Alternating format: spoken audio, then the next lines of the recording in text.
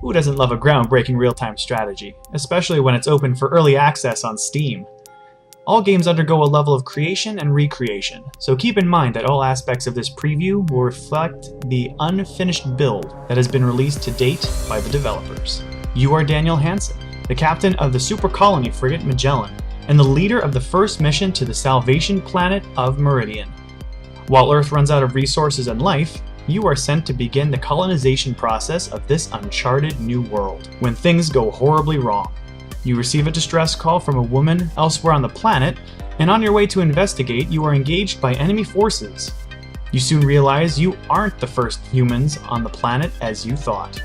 As you unravel this conspiracy, you discover there is more going on here than just a simple mission to Meridian.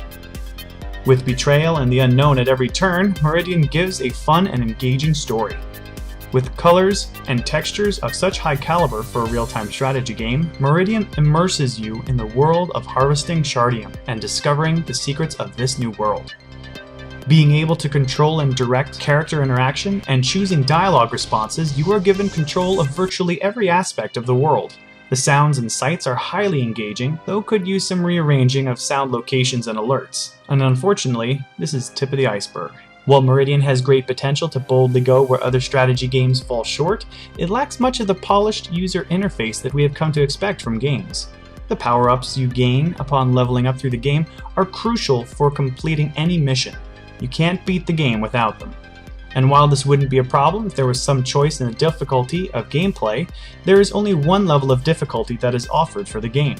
This causes some levels to be replayed several times, and in some cases over a dozen times.